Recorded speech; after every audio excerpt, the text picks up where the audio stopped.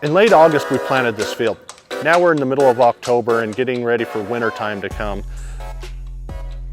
Now we're a couple inches tall and our plants are strong enough to head into winter.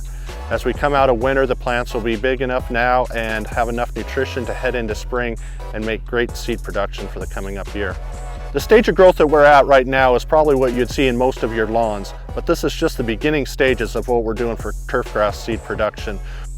The seed has just been germinated, came out of the ground, we're a couple inches tall. We'll still hold this growth stage all through winter until springtime comes and start to put some more growth on, and then the seed heads will appear later on in the spring. But for right now, we're just trying to make sure that the grass is happy as it can be going into winter. You go around the country or different areas and there will be different requirements needed for every field, and we try and be really responsive to what the crop and soil needs are. There's a couple different nutrients that we look at for the majority of what we're doing in the grass. Nitrogen is going to be the main one that we're concerned with, but we also look at phosphorus and potassium, also a handful of other micronutrients to make sure that the soil and the plants are well balanced.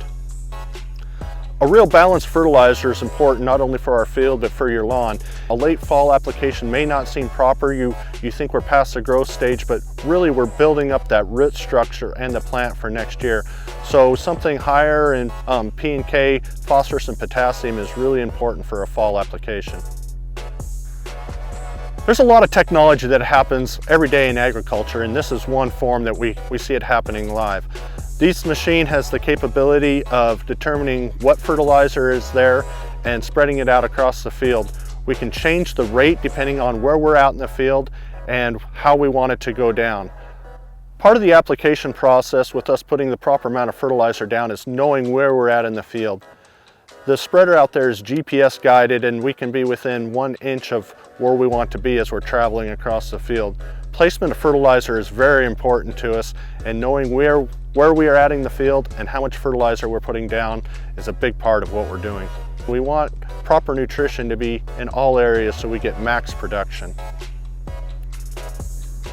Grass is good, and we're fertilizing this field with your future lawn in mind.